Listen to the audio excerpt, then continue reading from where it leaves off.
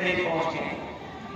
ये धरती जननायक कर्पूरी ठाकुर जी की भी है कि जिन्होंने हमारे पिछले दलित, आदिवासी, वंचित, शोषित और जिनको समाज में कभी सम्मान नहीं मिला, समाज में उन्हें सम्मान पाने के लिए अपना सब कुछ खोना पड़ा, उनको भी सम्मान दिलाने का काम किया।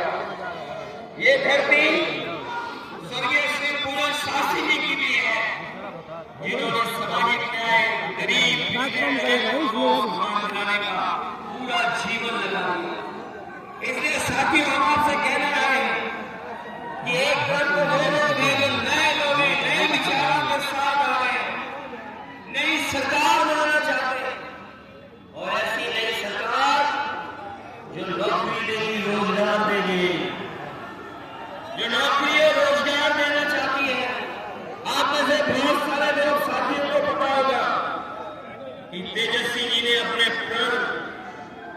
जो पत्र जारी किया है घोषणा चुनाव का, उसमें उन्होंने कहा कि बिहार में बड़े पैमाने पर बेरोजगारी है, पलायन है, लोगों के हाथ में काम नहीं है, रोजगार नहीं है, नौकरी नहीं है, उन्हें बाहर जाना पड़ता है।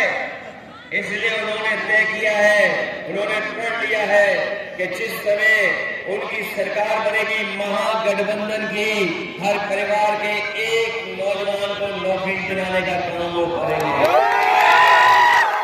हमारे साथियों, याद होगा आपको, जब वो नौकरी देने लगे, नौकरी की शुरुआत हो गई, तो यही भारतीय जनता पार्टी के लोगों के पेट में दर्द हो गया, उन्हें परेशानी पैदा हो गई।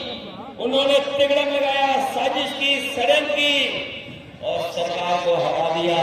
वो इसीलिए साजिश किए क्योंकि वो जानते थे कि अगर बिहार में नौकरी मिलने लगी और बिहार का नौजवान बिहार में रुक गया तो देश के नौजवान की नौकरी और रोजगार मांगेंगे। इसलिए उन्होंने षड्यंत्र करके सरकार को हटाने का काम किया।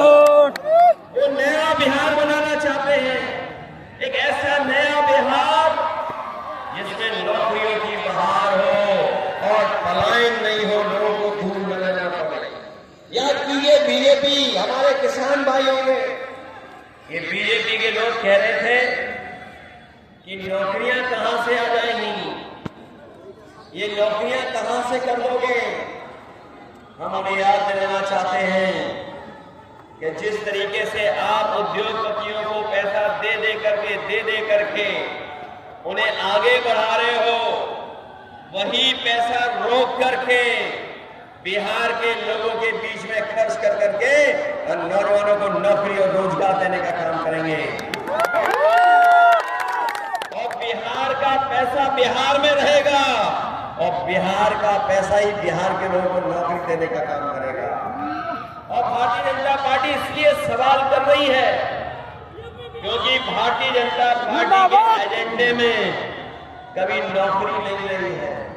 अगर उनके एजेंडे में नौकरी होती तो बताओ, दिल्ली में कितने वर्षों से सरकार चल रही है उनकी, दिल्ली में 11 साल हो गए कि नहीं हो गए, और 20 साल यहां हो गए कि नहीं हो गए। जो लोग हम लोगों से नौकरी का हिसाब किताब से मांग रहे हैं, कम से कम 30 साल का हिसाब दें। बताओ कितने नौजवानों को आपने सरकारी नौकरियां दी हैं।